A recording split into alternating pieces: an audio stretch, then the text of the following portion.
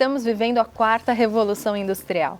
Para falar sobre isso, hoje aqui no FIAP Café a gente recebe o diretor acadêmico da FIAP, que é o Wagner Sanches, e também o Leandro Rubin, que está sempre aqui com a gente e é o diretor de EAD da FIAP. Wagner, o que é de fato a quarta revolução industrial?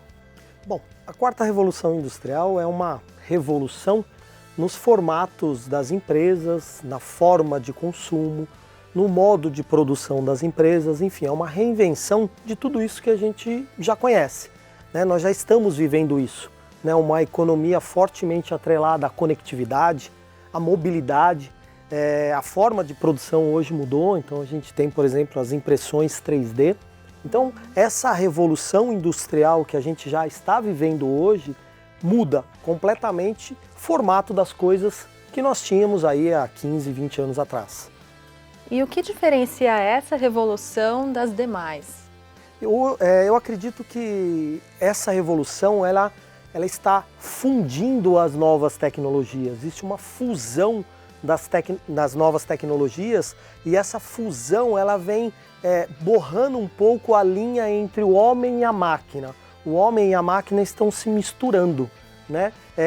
Em formatos diferentes, como eu disse, de produção, de consumo, de como eu namoro hoje, de como eu viajo hoje, né? Então, as tecnologias elas estavam separadas, isoladas, e hoje a gente tem essa fusão.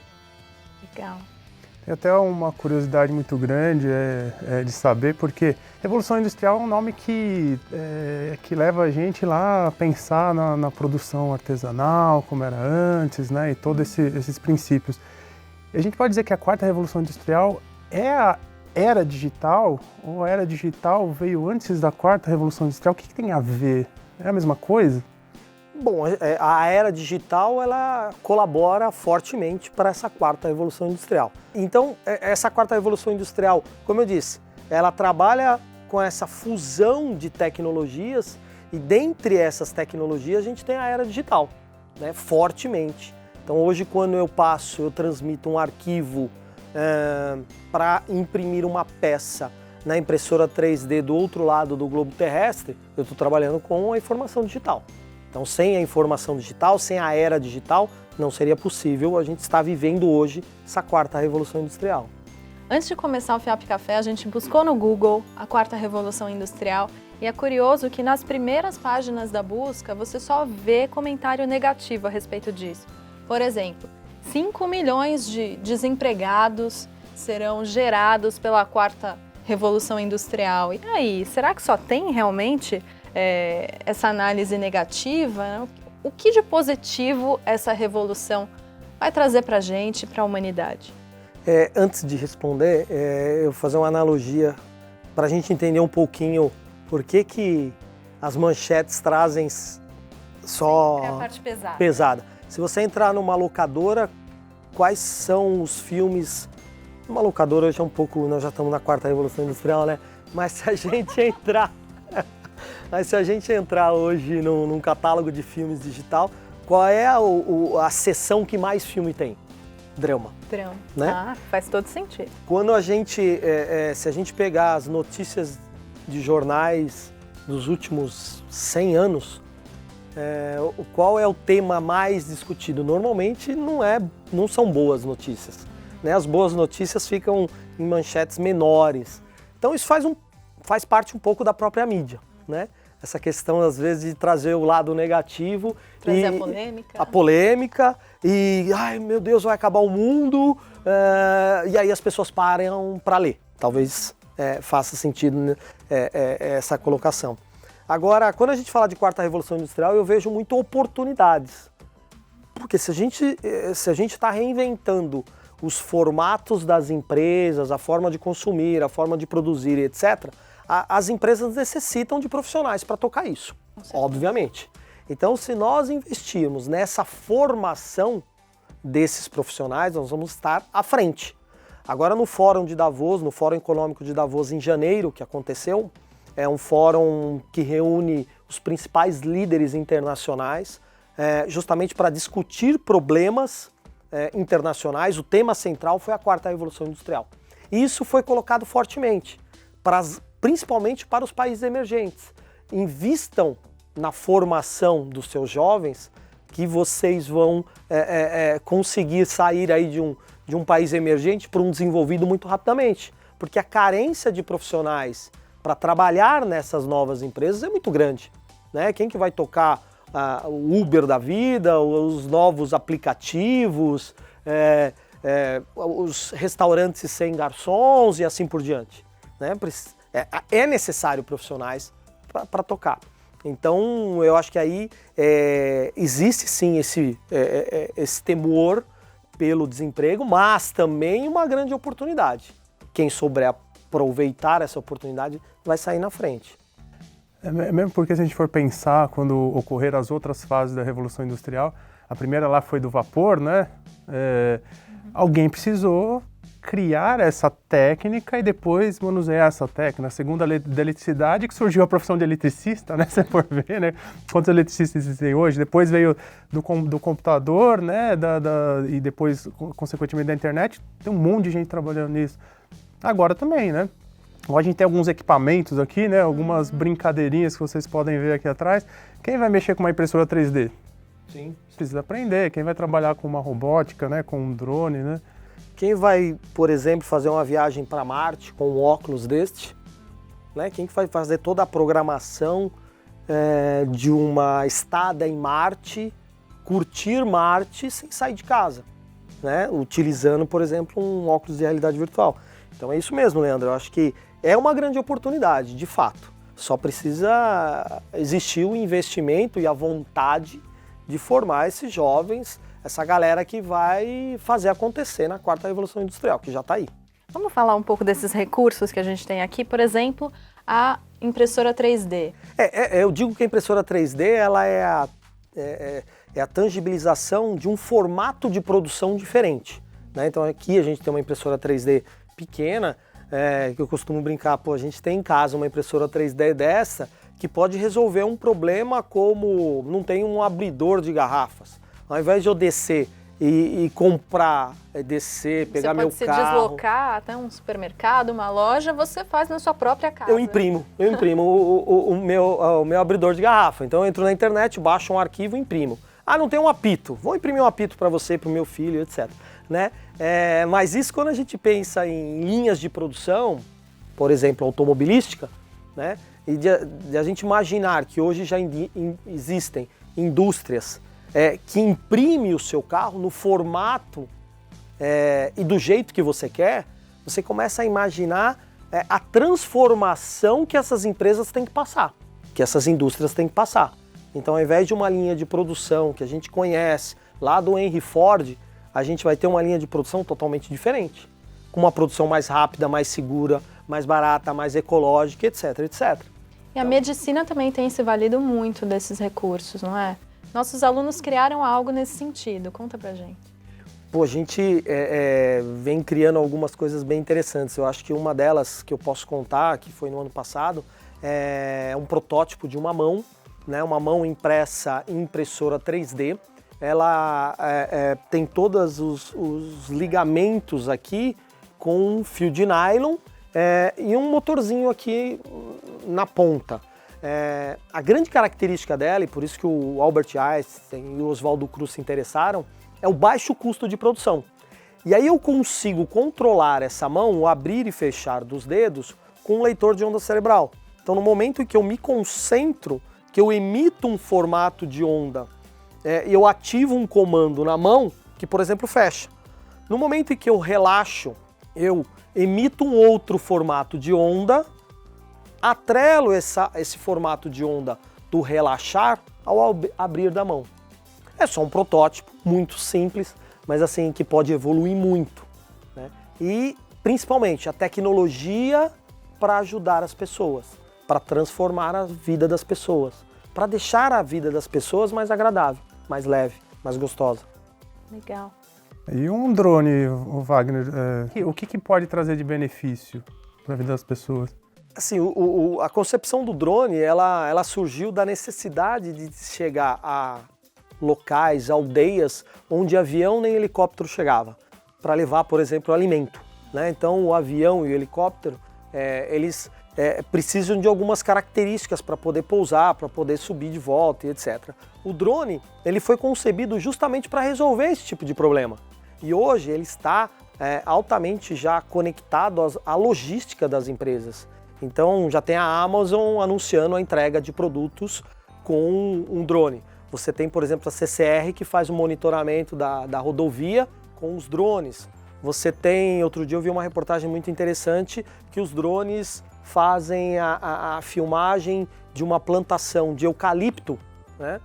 E depois as imagens são analisadas e eles conseguem detectar pelo calor onde estão os formigueiros que estão destruindo os eucaliptos. E aí eu consigo mandar alguém no ponto exato do formigueiro e não alguém para ficar ali dias e dias procurando formigueiro no chão, no meio dos eucaliptos. Então, assim, é um conceito, novamente, né, como a impressão 3D, é um conceito diferente de monitoramento, de entrega, de facilitação de logística. Então, esse equipamento, esse conceito dos drones veio justamente para isso, para resolver problemas que antes eram muito mais complicados de a gente resolver. Uma curiosidade que eu tenho, em relação aos robôs, a gente tem aqui no cenário também um KTX, Isso. né?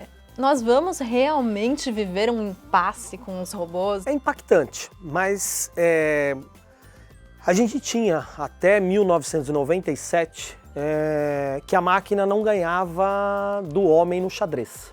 E o Deep Blue venceu, né? Que é um computador da IBM. Agora em janeiro nós tivemos um computador que venceu o campeão de um jogo chamado Go. É um jogo oriental, dizem que mais complexo ainda que o xadrez. Então assim, são dois exemplos simples que mostram que a inteligência, entre aspas, robótica pode superar em algumas características, em algumas ações, em algumas atividades, a humana.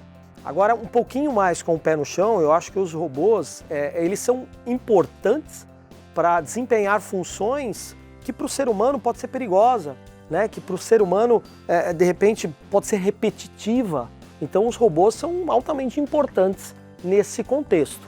Agora, o futuro, a gente pode olhar aí para o cinema, né? O cinema, ele normalmente faz uma previsão bem aproximada. Então, para quem não assistiu ainda, eu recomendo assistir o filme Ex Machina, Ex Machina, né? Um filme que ganhou um Oscar, que trata essa coisa da robótica, da inteligência artificial, de uma forma bastante peculiar.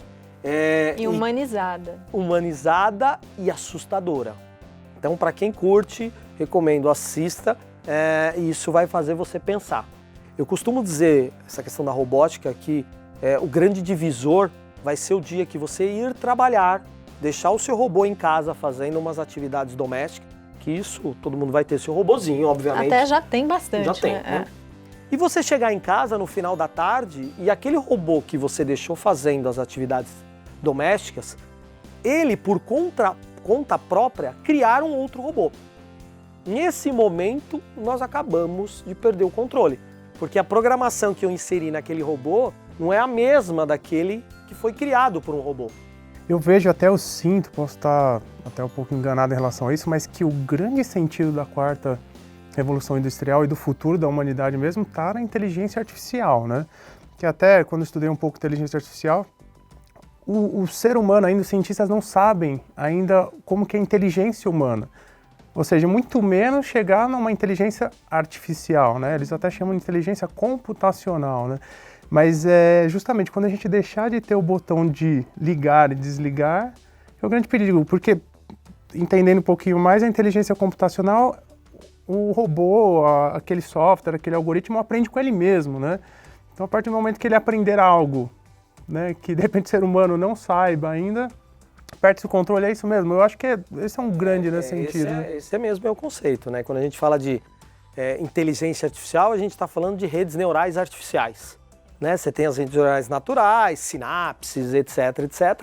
E a gente tenta ali, com programação, simular as redes neurais naturais. E o que é uma rede um circuito cerebral natural. Ele aprende, né? Então, quando um bebê nasce, ele não sabe falar, nem ler, nem escrever. E ali ele vai aprendendo e evoluindo. O artificial, o conceito é o mesmo, né? Então, isso já existe hoje. Ele vai aprendendo. Então, você pega aí os joguinhos, né? Game.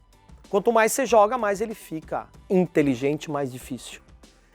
Então, a partir do momento que essas redes neurais artificiais extrapolarem aí a programação que os humanos inseriram, a gente acaba, de fato, perdendo esse controle. Porque aí ele reaprende e produz e cria o que ele quer.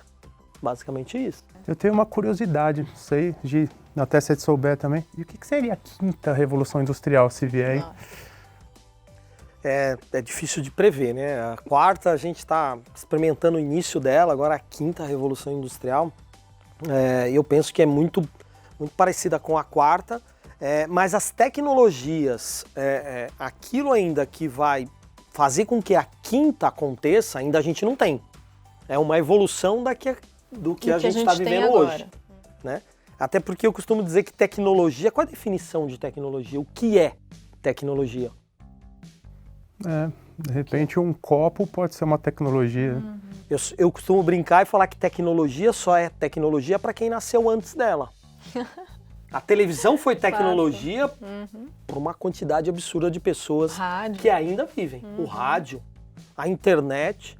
Eu aprendi a usar a internet, foi tecnologia para mim. A minha filha já nasceu com internet. Para ela, internet não é tecnologia, pai. Né? Então, tecnologia só é tecnologia para quem nasceu antes dela. E aí as novas tecnologias irão surgir.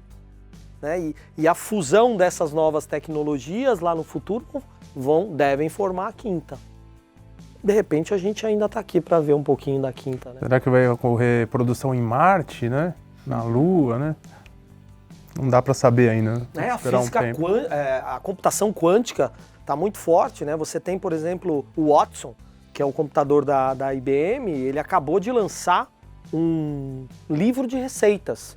Então isso está disponível na internet. Com o conhecimento que o computador Watson tem, ele conseguiu montar receitas. O quanto vai de sal, o quanto vai de açúcar, quanto tempo no fogo, quanto vai de um ingrediente, como é que mistura. Então, isso, se eu falasse isso há 10 anos atrás, você tá louco, como que um computador vai criar um livro de receitas? Hoje, isso já existe, né? Você vai lá, baixa na internet e disseram que todas as receitas foram testadas e não fez mal para ninguém, né? Mas aí fica o desafio para vocês.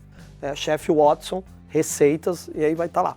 Então, o futuro é muito difícil de prever, né? Os filmes, como eu disse, aí o cinema tenta, né? Alguns acertam, outros não. Você tem inteligência artificial, por exemplo, sendo retratada desde 1927 no cinema. Então, para finalizar o nosso bate-papo, eu queria saber de vocês dois sugestões para que a gente possa se preparar para essa quarta revolução industrial. Eu acho que de fato, uma das coisas mais importantes para se preparar para a Revolução Industrial é a mudança de forma de pensamento, né? Então é não ter muito medo de usar novas tecnologias, de arriscar um pouco mais profissionalmente, né? E assim por diante. Agora a forma de fazer isso que é o grande segredo, você tem que estudar, né? Como que pode, Wagner? Qual que é a melhor forma, né, de mudar esse mindset? A capacitação, é procurar informação, né? É você, de fato, se arriscar, investir em capacitação.